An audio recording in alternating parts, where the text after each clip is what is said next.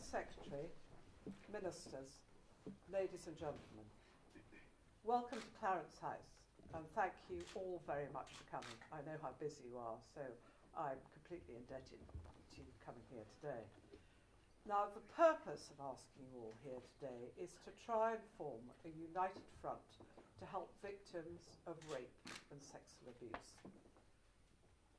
I know all of you have come from different parts of this spectrum, but I believe it's so important to acknowledge how vital your work is in giving that helping hand to vulnerable people who've been victims of sexual abuse in some form or another.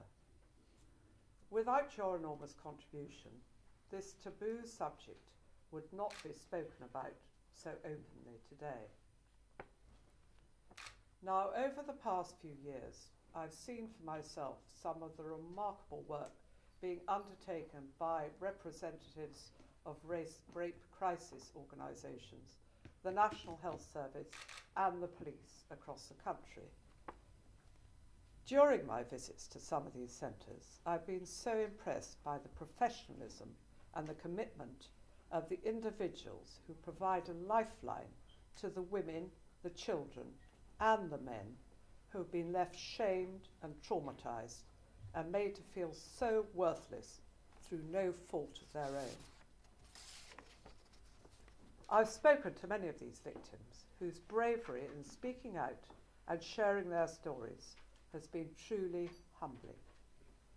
This, as many of you here know, is both for the speaker and for the listener a harrowing experience. This challenging and emotive subject has been brought to the fore in recent months with some shocking news stories, although it's by no means a news story. The findings of the government's recent report into sexual offending revealed once again that the number of victims reporting these crimes is only a tiny proportion of the total.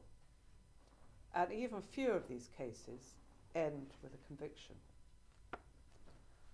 So I conclude, ladies and gentlemen, with the hope that this reception will draw you all together from every corner of the country to share your expertise and experiences, and perhaps from this small beginning we'll be able to build a future where society will simply not tolerate rape and sexual abuse any longer.